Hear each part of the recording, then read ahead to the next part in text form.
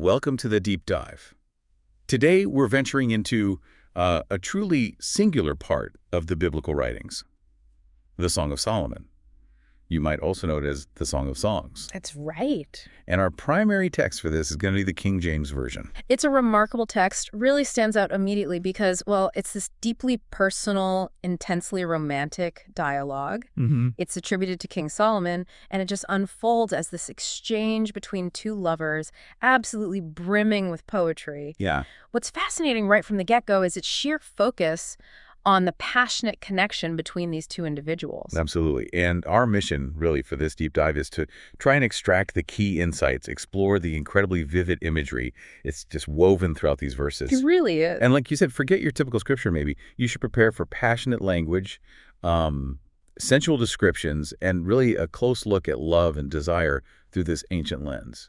Okay, so let's unpack this. Where should we start? Maybe right at the beginning. Chapter 1, it kind of throws you straight in. Let him kiss me with the kisses of his mouth, for thy love is better than wine. Wow. Yeah. That's an immediate, powerful declaration, wouldn't you agree? It really is. That opening line, it's not just, a sweet sentiment. It immediately establishes this intense longing, this desire for physical intimacy. Right. But think about this, too. Comparing love to wine. In that cultural context, wine wasn't just about a pleasant feeling. Okay. Wine was tied to joy, celebration, even ritual. So to say love is better than wine, well, that suggests something really profound, an intoxicating experience. It sets the tone for the whole book, this deeply personal nature. That adds a whole layer. Yeah. And it really doesn't hold back from there, does it? Not at all. We get these incredible comparisons, things like, thy cheeks are comely with rows of jewels, thy neck with chains of gold, or thy lips are like a thread of scarlet, and thy two breasts are like two young roes. What strikes me is a sheer artistry in expressing this appreciation for physical beauty. It's more than just a casual compliment. And what's captivating there is precisely that artistic use of metaphor. It conveys the depth of their admiration.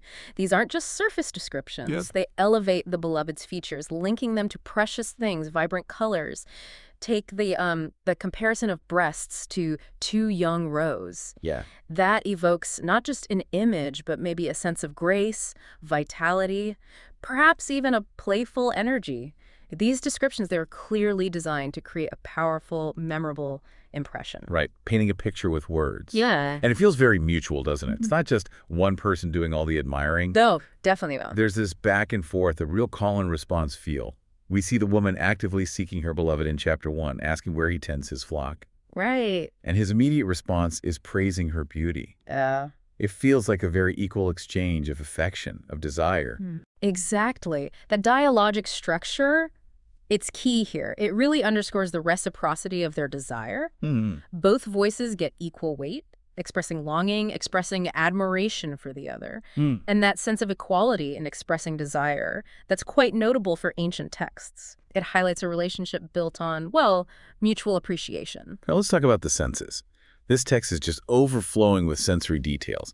Scent especially seems huge. Oh, definitely. You have lines like, because of the savor of thy good ointments, thy name is as ointment poured forth, or while the king sitteth at his table, my spikenard sendeth forth the smell thereof, and a bundle of myrrh is my well-beloved unto me. Yes. It's almost like you can smell the room, the atmosphere of their encounters. And get this, the emphasis on scent, it wasn't just random. In the ancient world, perfumes, ointments, they weren't just pleasant smells, they were highly valued. Right. Luxury items. Exactly. Associated with luxury, sensuality, even sacred rituals sometimes. So when the text compares the beloved's name to ointment poured forth, it suggests their very essence is pleasing, attractive, like their presence itself is a precious aroma. Wow. And the specific scents mentioned, myrrh, frankincense, spikenard, these were costly imports.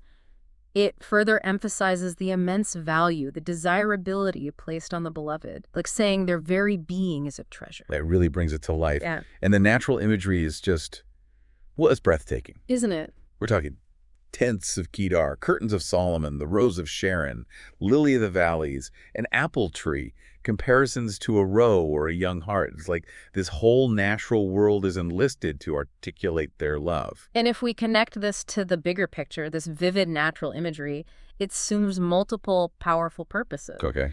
One, it creates this lush, evocative backdrop for their love. It grounds the poem in a tangible world. Right. And the references to specific plants and animals would likely have resonated deeply with the audience of the time, people familiar with these things. Plus, these natural elements often carried symbolic weight, suggesting beauty, fertility, maybe even untamed passion. Think of the roe or young heart, known for swiftness, grace, embodying the beloved's allure. Absolutely. And then we get these incredibly detailed descriptions. Physical appearance, particularly in chapters 4 and 5. Hair like goats on Gilead. Teeth like shorn sheep, lips like a scarlet thread, a neck like the Tower of David, eyes like doves. Some of these comparisons, they're quite striking, maybe even a bit unexpected to us today. They are indeed striking. And while some might seem, let's say, unusual to our modern ears, within the poetic conventions of that time, these comparisons would have evoked specific qualities considered beautiful. Hair like goats on Gilead, for instance. Okay. That might refer to the dark, flowing hair of goats you'd see on the mountains, suggesting a rich, abundant cascade. Oh, I see. Teeth like shorn sheep coming up from washing could imply a pure, even whiteness. And a neck like the Tower of David evokes strength, elegance, stature. So the purpose wasn't necessarily a literal, one-to-one match, but more about creating a powerful, memorable impression of beauty using familiar, evocative images. It certainly sticks with you. Now, shifting focus slightly, there's this recurring theme of searching, longing. Yes, that's crucial. The woman's search for her beloved, chapters 3 and 5. She says, "By night on my bed I sought him whom my soul loveth. I sought him, but I found him not." That really underscores the intensity of their connection, doesn't it? And the distress of separation. It feels like a profound emotional dependency. This theme of searching and longing, it adds such a critical layer of emotional depth. Yeah. It highlights the vulnerability, the profound yearning for the beloved's presence, the night setting, too often a time of vulnerability, introspection. It intensifies that feeling of loss, the desperation for reunion. Right. And then the joy when she does find him only emphasizes how precious, how significant their bond is. It really makes you consider the emotional roller coaster of intense love. And there's almost a dreamlike quality sometimes, don't you think? These fleeting moments of connection, then loss again. Yes. It amplifies that yearning, that almost desperate desire. It feels like it blurs the lines between reality and intense emotions sometimes. That dreamlike quality, it could well reflect the heightened emotional state of the lovers. In dreams, feelings are often amplified, right? Boundaries blur. This might mirror the passionate, sometimes overwhelming nature of their love, where moments of intense connection feel almost surreal. Yeah. And the pain of separation is so acute, like waking from a beautiful dream to an empty space. Now, we probably can't explore Song of Solomon without at least, touching on the traditional symbolic interpretations. True. It's important context. There's a long history of reading this allegorically. Yeah. Seeing it as representing God's love for Israel, or maybe Christ's love for the church, or even God and the individual soul. This brings up a really important point about how this text has been understood through history. It's definitely worth noting that historically, this book has been read on another level, seen by many traditions as an allegory, a story with a hidden spiritual meaning. Okay. So for instance, you have interpretations where the lovers represent God and Israel, or Christ and the church. And while we're not going deep into those specific interpretations today, it's crucial to acknowledge this long-standing tradition of finding deeper symbolic meaning within this passionate love story. However, our focus here is really on the explicit, romantic, even sensual nature of the text as it's presented. Exactly, because what truly stands out, what makes it feel so unique, is how singular it is within the broader biblical context. There are hardly any direct references to God or religious law. It feels almost like a standalone celebration of human love. That's a key observation. That lack of overt religious references is precisely what makes the Song of Solomon so distinct. It focuses almost entirely on the intimate relationship between two individuals.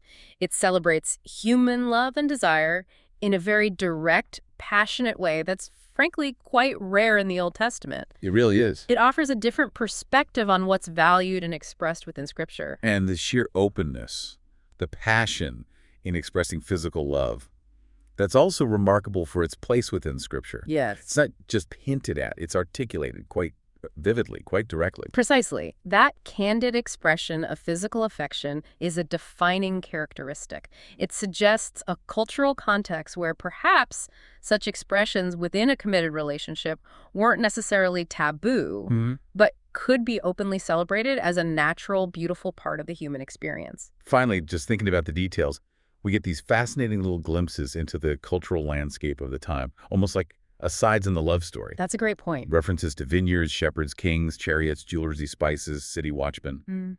They paint a subtle picture of that ancient world. And these seemingly small details, they offer valuable insights into the societal, the cultural context. Right. We see elements of pastoral life shepherds, flocks, royal life kings, chariots, urban life watchmen guarding the city, the mention of specific goods like spices and jewelry highlights, trade, adornment. Yeah. It subtly grounds this intense love story in a particular time and place.